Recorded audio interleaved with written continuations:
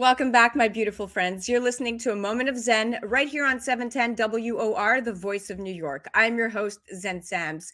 Coming on in just a few, we have our influencer segment brought to you by CCP Digital. And today we are featuring Laura Micetich, otherwise known as the Iron Giantess.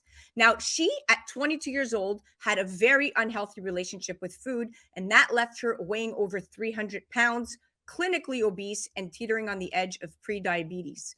Laura knew that she was staring down a road of medications and disorders for the rest of her life. So she committed to making a change. And since 2014, Laura has lost over 130 pounds and gained a new perspective on life and nutrition. She's become a fitness and nutrition expert, passionate about health and wellness, and now works with others to strengthen their mind, body, and soul. As a child, Laura was given that name, Iron Giantess, that she still holds to today. She was taller and bigger than her peers. Her low self esteem, though, manifested in binge eating, leading her weighing 320 pounds at her heaviest. Once she realized she needed to make a change, she started doing workouts at home, following videos she found on YouTube. She walked across campus, signed up for college gym, and fell in love with bodybuilding. While she expected to find the gym environment intimidating, she was pleasantly surprised to learn that at 6'1" and 320 pounds, she was actually incredibly strong. And over the course of the first year, she lost 100 pounds, and she now maintains her weight at approximately 180 pounds. And after losing the weight and discovering this passion for fitness, Laura decided to pursue this as a full-time career. She now uses her own experiences to help others and help people set and achieve their own health and fitness goals. Here to chat, Laura Micetich. Wow, what a journey. Welcome to the show, superstar. Hi, Zen. Thank you so much for having me on. Absolutely. I'm so excited. Okay, let's dive right in because Let's do you it. are the perfect person to talk to the world about this. So, from intermittent fasting to keto, this dieting world is saturated with new methods and programs, and overnight solutions, pop up promising the world and then some with a never ending supply of information. It's really easy to understand that many of us are confused, frustrated, and just downright fed up with what to do. And with everybody and their mother touting the next great, breakthrough on how to lose fat or gain muscle, it's easy to get lost and drown in the sea of misinformation. What is your advice here? This here is almost everything is what I call the vacation diet. So everything crazy and cool that sounds sparkly and new is probably BS. You are best off moving your body a little bit more than you already do, making slightly better choices than you already do, getting some water and treating yourself a heck of a lot better than you do. Stress and sleep are going to be two of your worst when it comes to your body and your health and your mind. So really the basics are where it's at, and you're talking to somebody who was a middle school teacher. So taking all of the information that is being thrown in your face and breaking it down to the bare minimum, that's my deal. You can get a lot healthier doing a little bit more for a lot longer than you can rushing the steps. Very true. Wise words. That's why you do what you do. Now, if if you want to gain muscle or lose fat, right, the old adage of calories in and calories out still holds true. If you want to gain muscle, start simple. Eat about, I think it's 500 calories over maintenance level.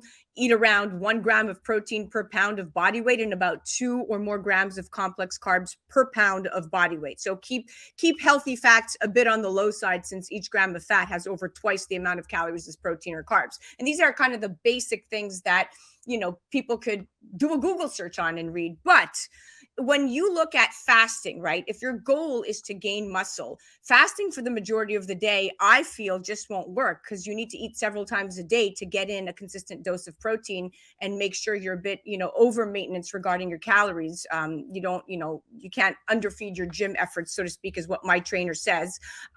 What are your thoughts if you don't want to gain muscle but rather lose weight? Is intermittent fasting recommended? So I think the biggest word that you just said there is lose weight. So it really is about whether you're trying to lose weight or you're trying to lose fat, because that added muscle and really staying consistent in the gym pushing and adding muscle there is going to help you specifically target fat burning. So you're going to see muscle composition change, body composition change. You're going to see those athletes that you see that are lean and strong and have lots of muscle striation and things like that, they're going to be eating their food still.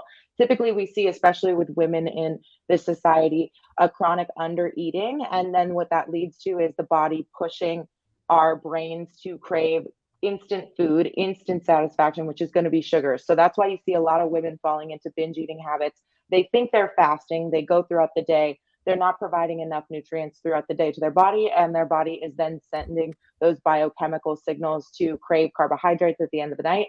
And that's why somebody who has fasted all day and thought they were really on track ends up with a bag of chocolate covered pretzels in their lap when they're watching their Grey's Anatomy episodes. So fasting can work, and every body is different. There is absolutely no science. Dr. Huberman says there's no science to truly prove exactly what your specific body is going to respond to best. But if you're finding at the end of the day that you are absolutely starving, and when you go to break your fast, you're picking foods that you know are counterintuitive to your health or they're counterintuitive to your goals, fasting is not working for you. You are much better off adding foods in, especially ladies, if you're going to fast.